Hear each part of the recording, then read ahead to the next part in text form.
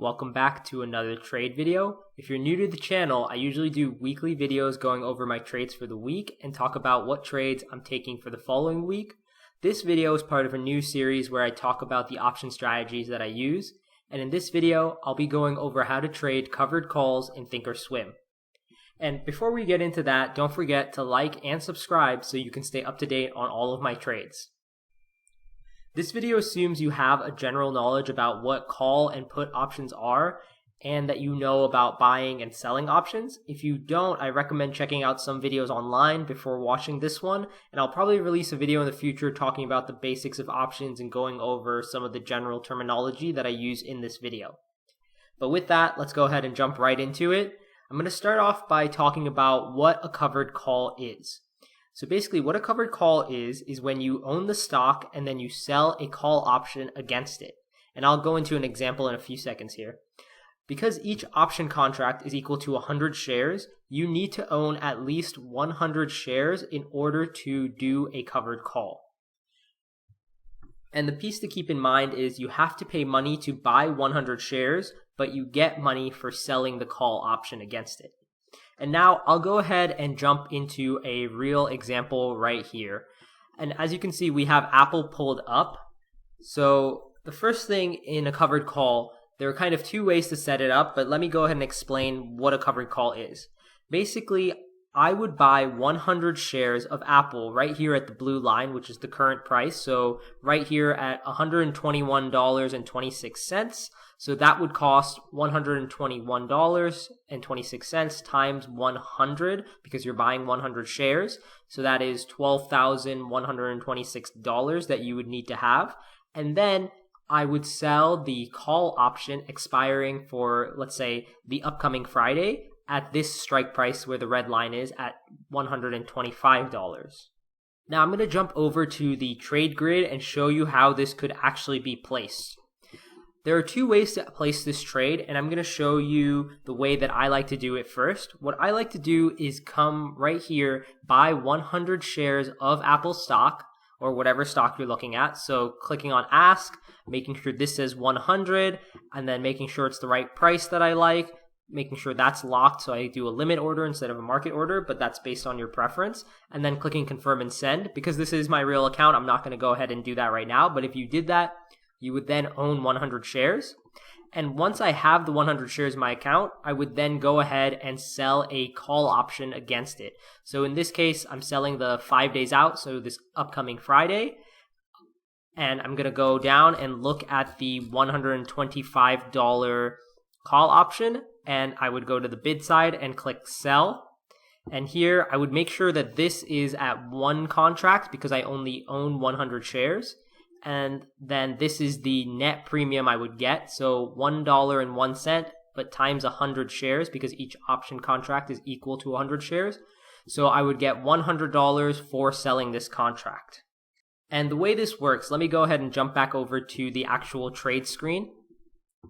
I bought 100 shares at the current price, and then I sold an option contract at the $125 price point for next Friday, and I got $100 for that.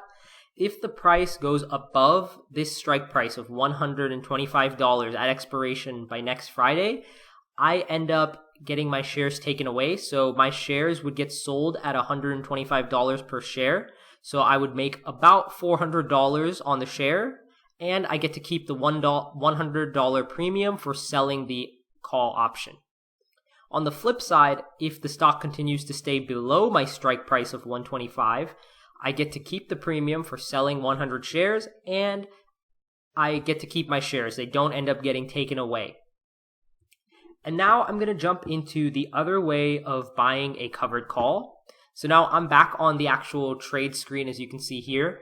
The other way of setting up a covered call, and this is not the way that I usually do it, but you can go to a strike price that you want to sell the call option at, so 125. You can then right click on the sell price, go to buy, and then go up to covered stock. When you click that, what you can see here is, let me go ahead and set this quantity to 1. This would automatically buy 100 shares of Apple and simultaneously sell one option contract at 125 expiring on this upcoming Friday. The thing to check right now is Apple is currently going for $121.26, but I get a certain amount of premium for selling this option contract, and that's why my total price is less than $121.26. So in this case here, you can see that we are getting about 86 cents in premium, or $86. Again, I prefer to do it the first way, where I buy the 100 shares and then sell the option contract, because sometimes I'll wait on selling the option contract to see if the price is going to go a little bit higher before selling. But you can do it either way. That's just based on personal preference. I'm now going to go ahead and jump into some top tips and things to remember when trading covered calls. And the first thing I want to look at is how you get higher premium when you sell closer to the price. So again, jumping back to our example right here, we bought 100 shares at $121.26, and we originally sold a call option at the $125 strike price for $100 in premium. So let me go ahead and show that example. So if we sold this 125 strike price, we would get $101.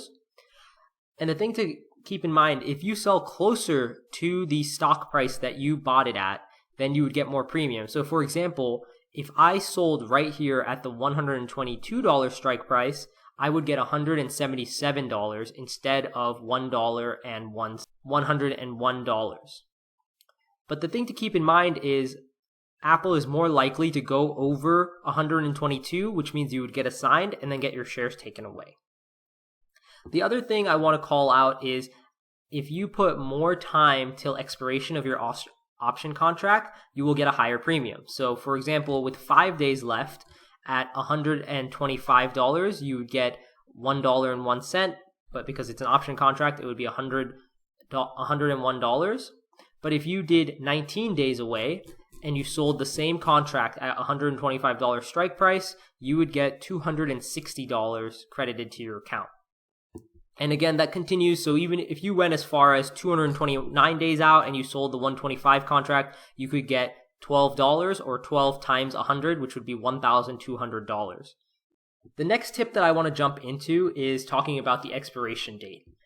You don't have to wait till expiration for these option contracts. So for example, this one has 5 days left on it.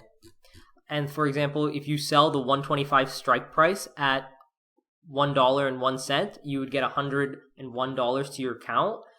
But if you were to close early, you might not get the full value of this depending on the current price. But you can close early.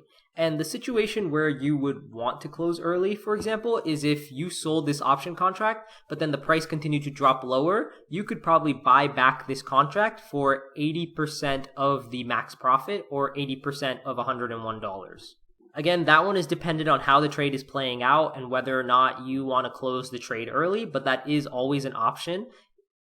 The other scenario where you would want to close out early, for example, is if the price started to go up pretty high and you thought Apple had the potential to kind of run even further, maybe up to 137, 140, you could close out your contract, which would require you to pay some amount of money to close it out, and then sell another contract at a higher level. The next thing I want to jump into are some additional tips and things that I always like to double check and make sure that you're aware of when trading covered calls. The first one is you have to be okay with your stock getting taken away from you. So for example, in this one, you can see that if the price did skyrocket and go above 125, I could get assigned and my shares would get taken away at $125. Even if the stock is all the way up at 134 at expiration, I would still have to sell at 125. And that's something you have to be okay with. You did make money on the premium and you made money on the stock difference, but you did miss out on a little bit of profit because the stock is all the way up at 134. But that's something you should always be aware of. Pick a price that, one, you're getting good premium, and two, that you're okay with letting the stock go. The other option is if the stock did skyrocket to $134 and you didn't want to let it go, you could always roll your position. And what that means is basically buying back this option contract that you sold at $125 and then selling another option contract at a higher price. And I'll do a future video going into more detail on how to roll a position and what that looks like live. But one of the things to remember when rolling a position is that you need to have some additional money in your account.